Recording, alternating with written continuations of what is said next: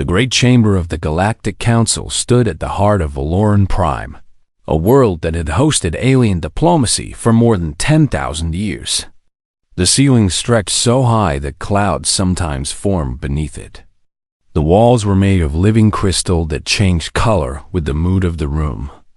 Today, the crystals glowed a cold, dismissive blue. Ambassador Daniel Harris stood at the human delegation platform, a simple metal structure that sat lower than all the others.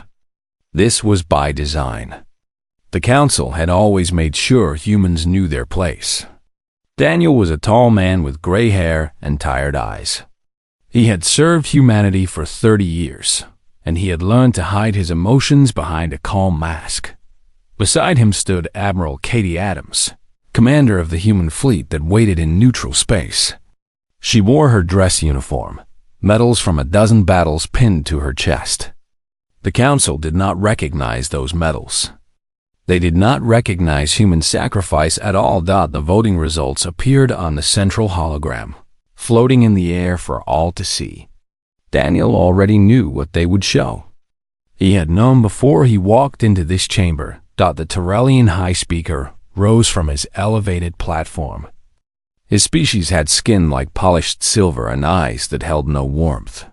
He spoke with the voice of someone announcing the weather, not deciding the fate of billions. The motion has been concluded.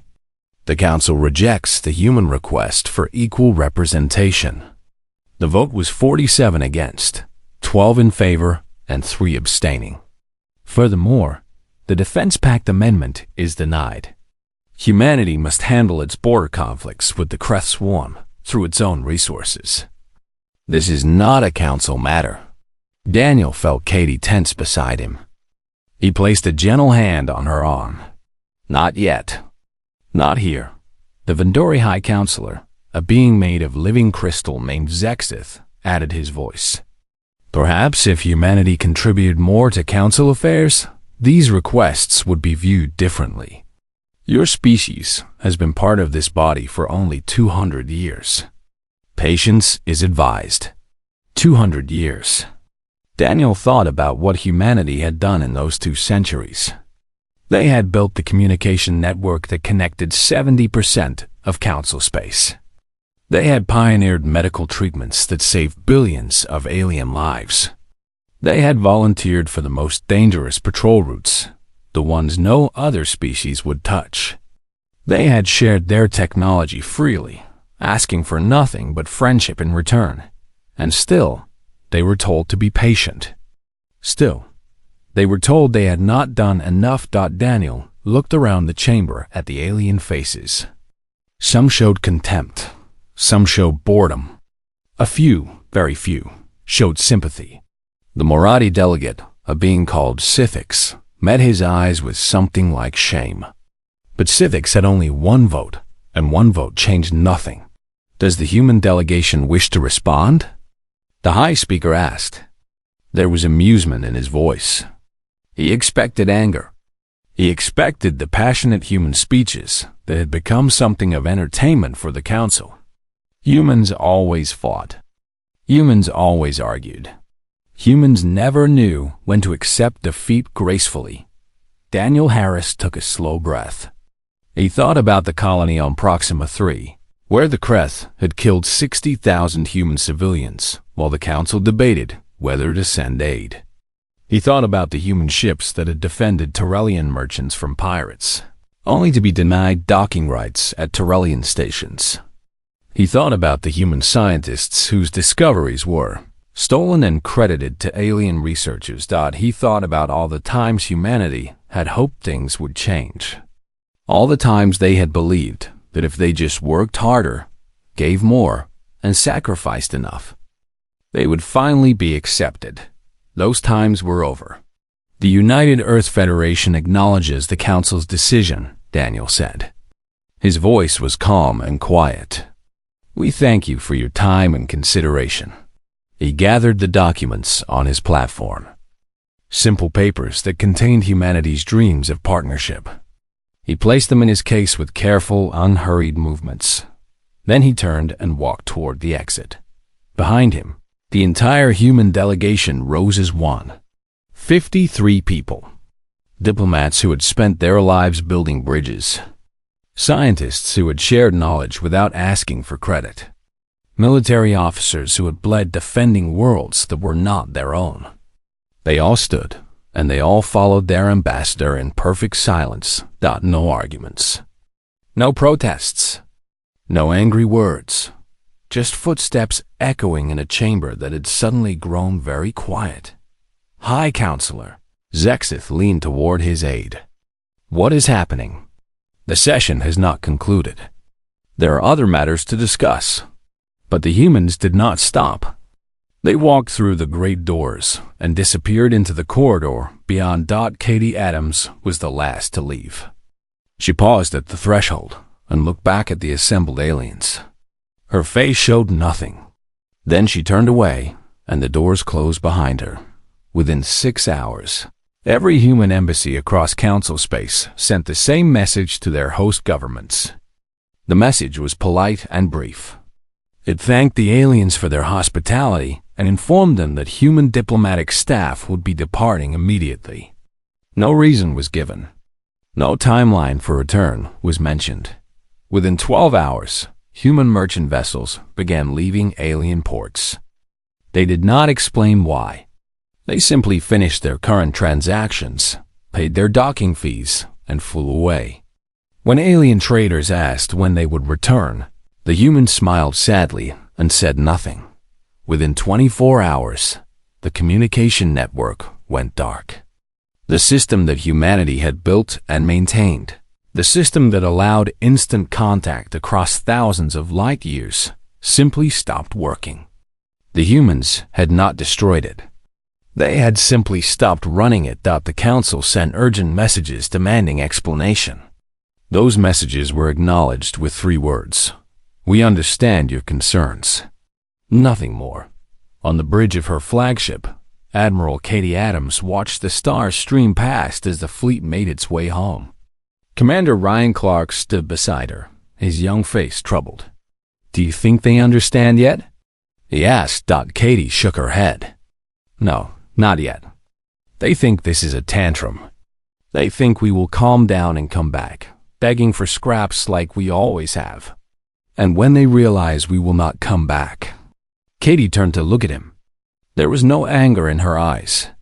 There was something worse. There was nothing at all. Then they will learn what it means to stand alone. The way we have always stood alone. Even when we thought we had friends. The fleet crossed into human space, and behind them, the border stations powered down their welcome beacons. The humans had not declared war. They had not made threats. They had not given speeches or demanded apologies. They had simply stopped giving. And in that silence, the galaxy would soon discover just how much it had taken for granted. 3 months passed after the humans left, and the galaxy began to crack. Trade Minister Felix of the Sortian Collective was the first to sound the alarm. He sat in his office on the merchant world of Keth, surrounded by holographic charts that all pointed downward.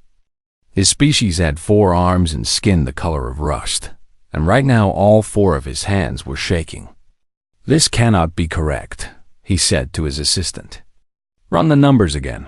His assistant, a young Sorthian named Drex, shook his head. "I have run them 7 times, Minister. The results do not change." The charts showed shipping costs across council space. Before the humans left, moving cargo through the dangerous Kessler corridors cost a reasonable fee. The corridors were filled with radiation storms and gravitational anomalies that could tear ships apart. Most species refused to fly through them, but humans flew through them every day, their strange bodies resistant to radiation that would kill other beings in minutes. Now, with no human ships making those runs, the alternative routes added weeks to every journey. Shipping costs had increased by 400%. Goods that were once affordable had become luxuries.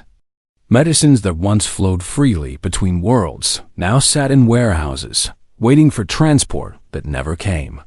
They were only 12% of registered traders, Felix muttered. How can 12% cause this much damage?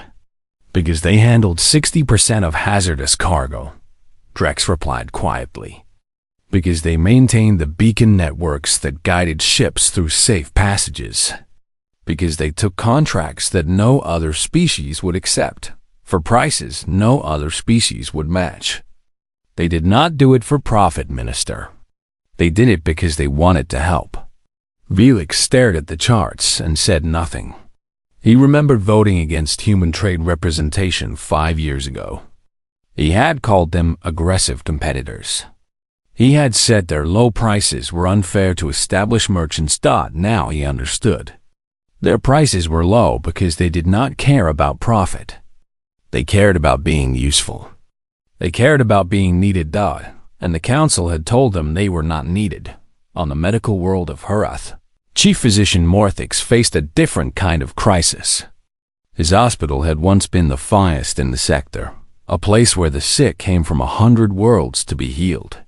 Human doctors had worked here, sharing techniques they had developed through centuries of medical research. Now those doctors were gone, and patients were dying. Morthix walked through the corridors, his 8 legs clicking against the floor. He stopped at a room where a young Vandori child lay in a bed, her crystalline body slowly turning gray. The treatment requires human pharmaceutical compounds, the attending physician told him. We have sent requests to human space. They acknowledge our messages but do not respond to our orders. Did they give a reason? No, Chief Physician. They simply say they have received our request. Nothing more. Morthix remembered when the humans had first come to Hurath 30 years ago. They had offered to share their medical knowledge for free. The council had been suspicious. What did the humans want in return? Power? Influence? Secret access to alien biology? The humans had wanted nothing. They had simply wanted to help. They had seen suffering and wished to end it. The council had taken their help while treating them like servants. Now the servants were gone, and the masters were discovering how much they had depended on those they had despised. Far away, on the human border station called Outpost 7, Commander Ryan Clark received his daily intelligence briefing. The young officer had aged in the 3 months since the departure. There was a hardness in his eyes that had not been there before. The Turellians are requesting permission to send a diplomatic ship, his communications officer reported. They wish to discuss resuming relations. Ryan nodded slowly. Acknowledge their request. Tell them we will consider it. And then? And then tell them nothing else. Let them wait. Let them wonder. Let them feel what we felt for 200 years, knocking on doors that never opened. The communications officer hesitated. Sir, some of my crew are uncomfortable with this. They say we are being cruel. Ryan turned to face her. His expression was not angry, just tired. We are not being cruel. We are not attacking anyone. We are not stealing anything. We are simply not helping. Is it cruel when a man stops giving gifts to neighbors who spit on him? Is it cruel when a woman stops cooking for a family that never thanked her? He turned back to the viewport, looking out at the stars. We gave them everything we had. We bled for them. We died for them. And they told us we were not good enough. So now we will see how good they are without us. Across the border, in the dark spaces between stars, something else had noticed the change. The Kreth swarm was not a species in the normal sense. They were a hive mind, billions of creatures sharing one vast consciousness. They had no diplomats because they did not negotiate. They had no merchants because they did not trade. They only consumed. For decades, the Kreth had tested the edges of council space, looking for weakness. And for decades, human warships had met them at every turn. The humans were strange enemies. They were soft and fragile, easy to kill individually. But they fought with a fury that unsettled even the swarm. They did not retreat. They did not surrender. They kept fighting until they won or died, and often they took hundreds of Kreth with them.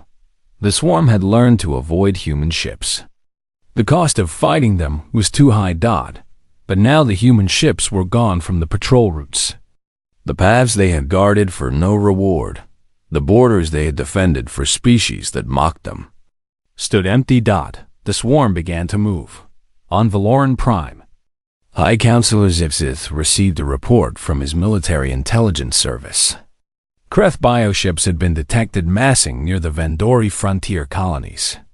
Their numbers were larger than any previous gathering. Contact the Human Defense Forces, Zexith ordered. Request immediate consultation. His aide hesitated. We have tried, High Counselor. They acknowledge our messages. They do not respond further. Zexith felt something he had not felt in centuries. Fear. What do you mean they do not respond? This is a matter of galactic security. Surely they understand the threat. His aide looked at him with eyes that held no hope. Perhaps they do understand, High Counselor. Perhaps that is exactly why they remain silent. Outside the window, the stars shone cold and distant. And somewhere in the darkness between them, the swarm was coming. The Kreth hit the Vandori frontier on a morning that began like any other. The colony world of the colony Wari frontier on a morning that began like any other. The colony world of Desser 4 was home to 6 million Vandori citizens. They were crystal beings, beautiful and ancient, their bodies catching the light of their golden sun. They had lived on this world for 3,000 years. They had built cities of glass and towers that sang when the wind blew through them. The swarm came at dawn. The first wave was small, only 1,000 bioships. The Vandori defense fleet met them with confidence. Their weapons were elegant, precise, the product of 10,000 years of advancement. They destroyed the first wave in less than an hour. Then the second wave arrived. 10,000 ships, then the third. 100,000. The Vandori fleet fought bravely, but bravery means nothing against endless numbers. One by one, their ships fell. The orbital defense platforms were overwhelmed. The planetary shields held for 6 hours before they failed by sunset. Desser 4 was burning. High Counselor Zexith watched the footage from his chambers on Valoran Prime. His crystalline form flickered with colors that had no name in any language. Horror, grief, shame. His military commander stood beside him. Her once proud uniform now wrinkled and stained with the dust of a bunker where she had been coordinating the hopeless defense. The evacuation ships are away, she reported.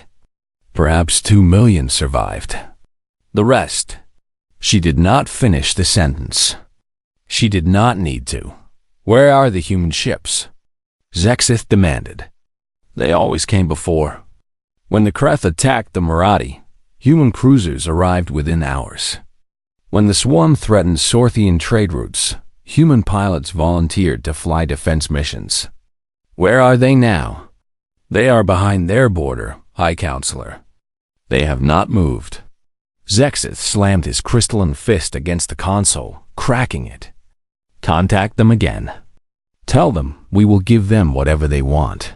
Full council membership. Military command positions. Anything. His commander looked at him with empty eyes. We have sent 47 messages in the past 10 hours. They respond to each one the same way. What do they say? They say, we acknowledge your message. In the human capital of New Geneva, Ambassador Laura Nelson sat in her office reading those very messages. She was a small woman with silver hair and steady hands. She had spent her life building peace between species. Now she spent her days writing 3 words over and over again. Her assistant, a young man named Peter Hall, entered with another stack of communications. The Tyrellians are offering trade concessions worth 3 trillion credits, he said. The Vandori are offering us 5 frontier systems. The Sorthians want to restructure the entire council voting system to give humans equal representation. Laura nodded slowly. Draft a standard response. Peter hesitated. Ambassador, with respect, people are dying out there. Billions of people. I know what the council did to us was wrong, but is this justice or is this revenge? Laura set down her pen and looked at him. Her eyes held no anger, no satisfaction, only a deep and terrible sadness. When the Kreth burned our colony on Proxima 3, I sent messages to every council species begging for help. Do you know what they said? Peter shook his head. The Tyrellians said it was not their concern. The Vandori said we should have built better defenses. The Sorthians said they would form a committee to discuss the matter. 60,000 human civilians died while committees discussed. She picked up her pen again. I do not celebrate their suffering, Peter. I mourn for every life lost. But we cannot save people who spent 2 centuries telling us our lives did not matter. We cannot sacrifice our sons and daughters for species who would not lift a finger when our children burned. In the military command center beneath New Geneva, General Chris Taylor coordinated the defense of human space. He was a large man with scars on his face from battles most humans had already forgotten. He had fought the Kreth more times than he could count. He knew their tactics. He knew their weaknesses. He also knew that his ships could break the siege of Vandori space in a matter of weeks. His tactical officer, Lieutenant Amy Santos, brought in the latest intelligence report. Sir, the swarm has taken 14 Vandori systems. Estimated civilian casualties are approaching 9 billion. Chris received the news with a still face. Continue monitoring. Maintain our defensive posture. Sir, our ships could make a difference. The Kreth fear us. If we showed up on their flank, did the Vandori show up when the Kreth were on our flank? Chris asked quietly. Did they send ships when we begged for help? Amy lowered her eyes. No, sir. I lost my brother at Proxima 3. He was a teacher. He taught alien children whose parents worked at the human embassy. When the Kreth came, he stayed behind to help evacuate those children. The Vandori warships in orbit did nothing. They said they had no authorization to engage. They watched while my brother burned. He turned back to the tactical display. I am not letting our people die for theirs. Not anymore. Not ever again. Across human space, similar conversations were happening. In homes and offices, in ships and stations. Humans watched the news feeds showing alien worlds falling to the swarm. Some felt sympathy. They had not wanted this. They had only wanted to be left alone. Some felt vindication. Finally, the galaxy understood what humanity had always known. That kindness was not weakness. That patience was not surrender. That the people you mistreat today may be the only ones who could save you tomorrow. And some felt nothing at all. They had given their hearts to the galaxy, and the galaxy had thrown those hearts away. Now their hearts were empty, and they had nothing left to give. On Valarum Prime, the council met in emergency session. The crystal walls of the great chamber now glowed red with alarm. The elevated platform seemed smaller somehow, less important. The Tyrellian High Speaker rose to address the assembly. His silver skin had lost its shine. His voice had lost its arrogance. We must find a way to reach the humans, he said. We must make them understand that we need them. From his platform, the Marathi delegate Sithik spoke the words that everyone was thinking but no one wanted to say. They always understood that we needed them. That was never the question. The question was whether we would ever understand it ourselves. He looked around at the gathered aliens, these proud species who had ruled the galaxy for millennia. Now we understand, and now it is too late. Outside the chamber windows, the stars continued to shine. But in the darkness between them, the swarm was growing. And humanity remained silent. The council chamber had become a place of screaming.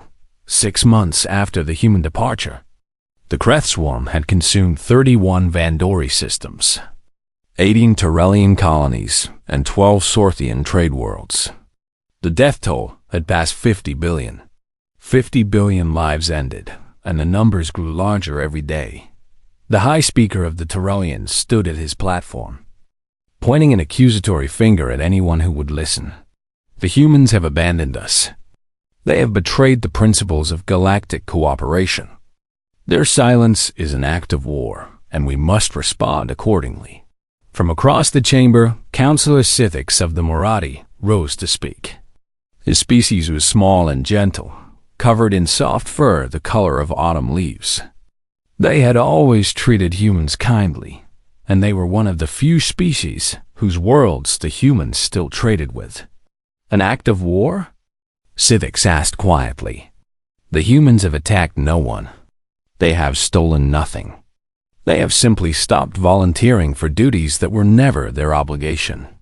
Is it war when a servant refuses to serve masters who beat him? They were not servants. They were members of this council. Were they?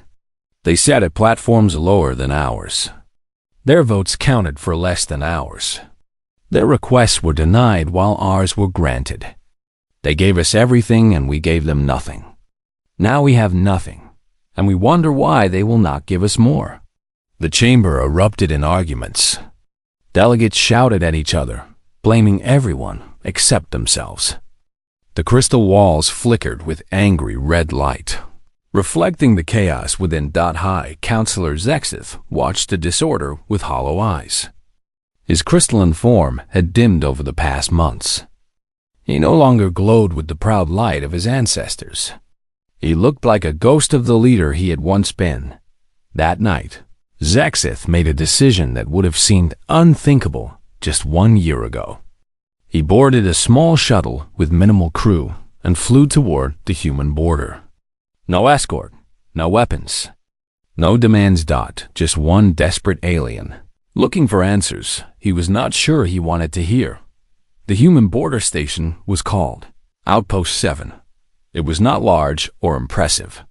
The humans had never cared about impressive. They cared about functional.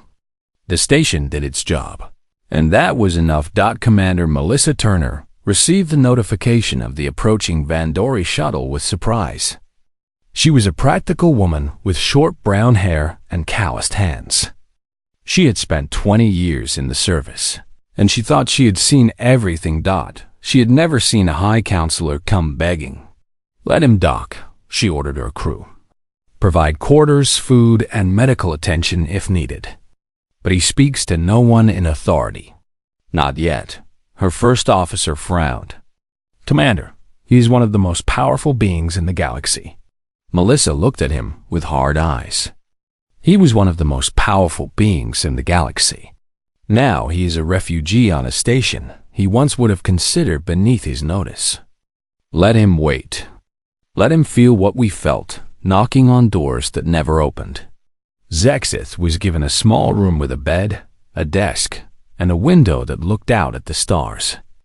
The room was clean and comfortable, but it was nothing like the palaces he had known. He sat on the bed and waited. Days passed. Then weeks. Food was delivered 3 times a day. Medical staff checked on his health. Humans nodded politely when they passed him in the corridors. But no one of importance came to speak with him. No one asked why he had come. No one seemed to care. For the first time in his long life, Zexith understood what it meant to be ignored. On the 15th day, Admiral Katie Adams arrived at the station.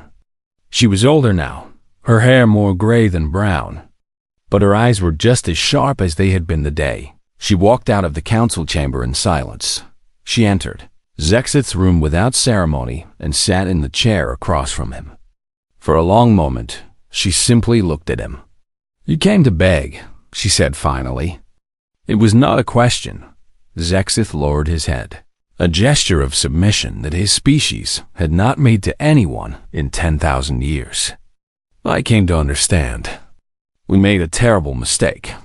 You made many mistakes. You made them over and over again for 200 years. You called us primitive while using technology we invented. You denied us seats at tables we built. You took our discoveries and put alien names on them. You watched our people die and said it was not your concern. I know. Do you? Do you truly understand what it feels like to give everything you have? To believe in friendship and cooperation with all your heart, only to be told again and again that you are not worthy of the same friendship in return? Zex's form flickered, the Vandori equivalent of tears. I am beginning to understand. Katie leaned forward. My daughter was a doctor on Herath. She spent 5 years developing a treatment for Vandori crystal decay. She saved thousands of Vandori lives. Do you know what the Vandori Medical Council said when she asked for recognition? Zexis shook his head. They said her work was adequate, but not exceptional.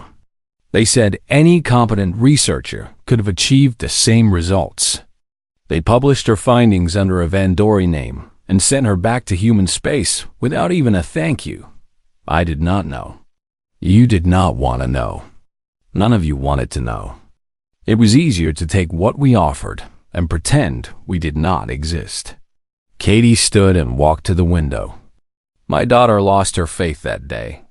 She had believed so strongly that if we just worked hard enough, if we just helped enough people, we would be accepted. That day she learned the truth. And that truth broke something in her that has never healed. Zexith rose slowly, his ancient body trembling. What can we do? How can we make this right? Katie turned to face him. There was no anger in her expression. There was something worse. There was pity. You cannot make it right. You can only move forward and be different than you were. You can only prove through years of action instead of words that you have truly changed. The swarm will destroy us before we have years. Perhaps that is the price of taking kindness for granted. Perhaps the galaxy must burn before it learns that fire is hot. She walked toward the door, then paused. But there may be hope, counselor. Not salvation. Not rescue. Just hope. The question is whether your people are willing to earn what they once demanded we give for free. Zexith watched her go. And for the first time since the silence began, he felt something other than fear. He felt the beginning of something that might, in time, become wisdom. Outside the window, the stars continued their ancient dance. And somewhere in the vastness between them, the future was being written in choices that had not yet been made. 1 year after the human departure, the galaxy had transformed into something unrecognizable. The Kreth swarm had consumed 23% of what had once been Council territory. Hundreds of worlds had fallen. The death toll had stopped being counted because the numbers were too large to comprehend.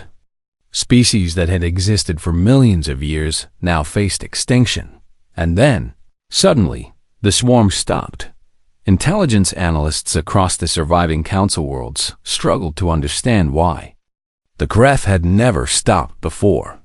They consumed until there was nothing left to consume. They did not pause. They did not retreat. They did not fear. But they had stopped. The answer came from a Moradi scout ship that had been monitoring the human border. The pilot sent back footage that spread across the galaxy within hours. The Kreth had attacked human space.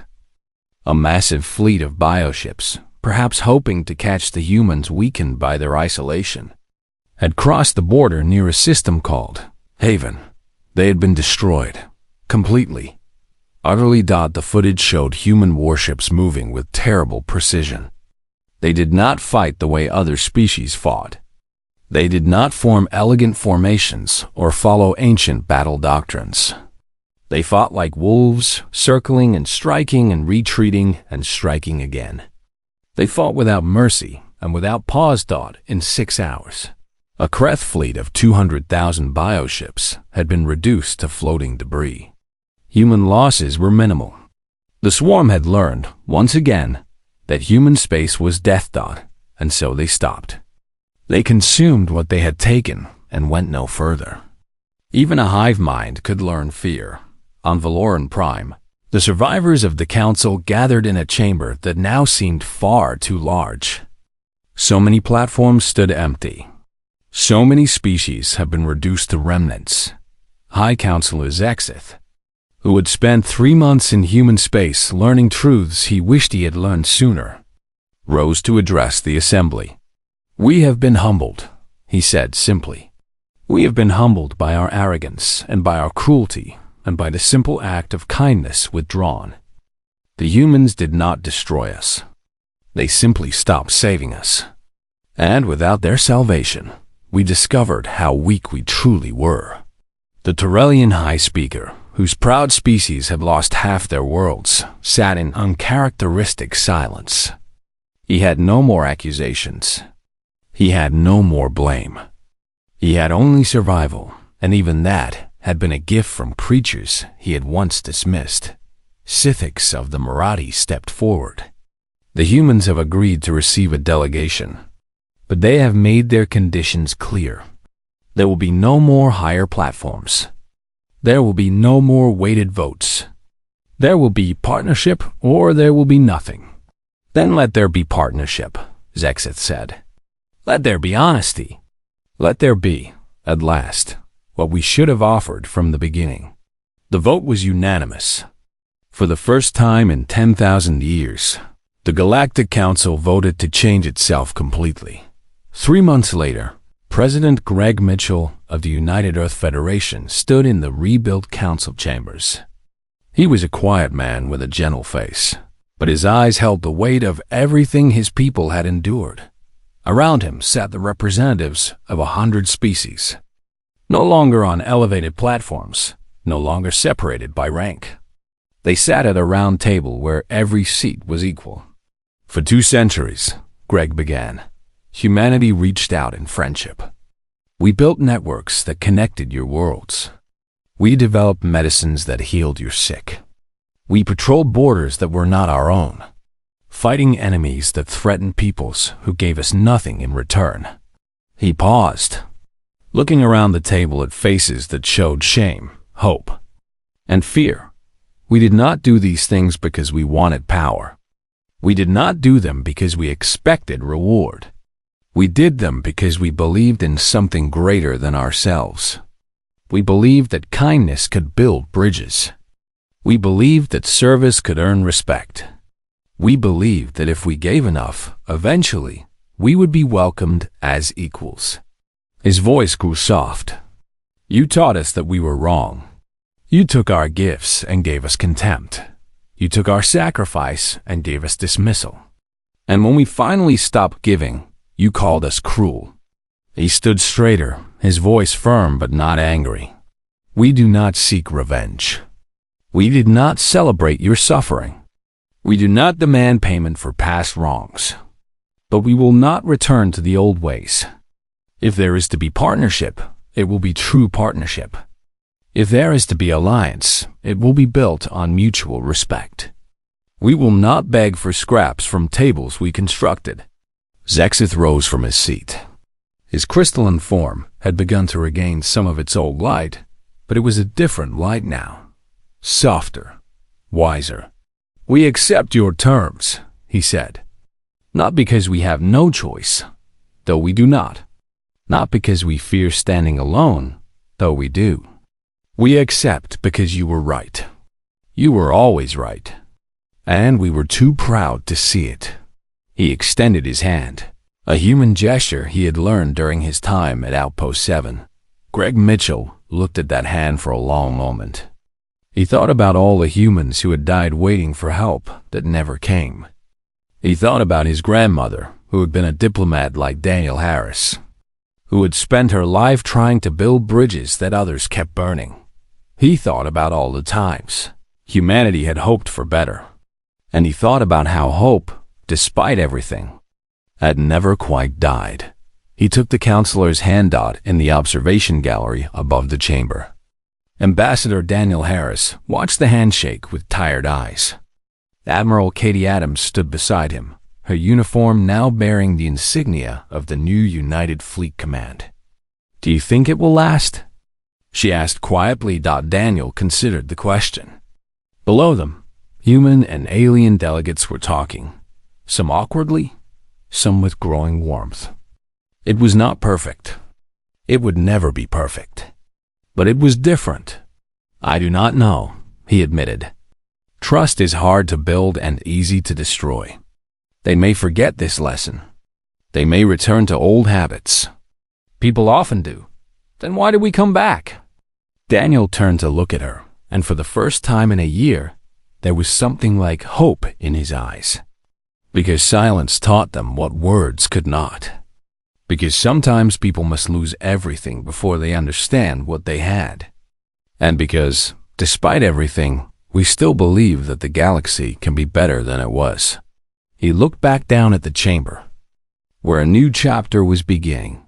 They will never forget the lesson of the silence. They will never forget what happened when humanity simply stopped giving. And perhaps, this time, they will remember to give something back. Outside the chamber windows, human and alien ships flew together for the first time as true equals. The stars shone bright and cold, indifferent to the small beings who lived among them. But those small beings had learned something important. They had learned that the strongest message is sometimes spoken without words. And they had learned that kindness, freely given, is the most precious gift in the universe. The humans had taught them that lesson through silence. Now the galaxy would try to answer with something better than words. It would try to answer with change,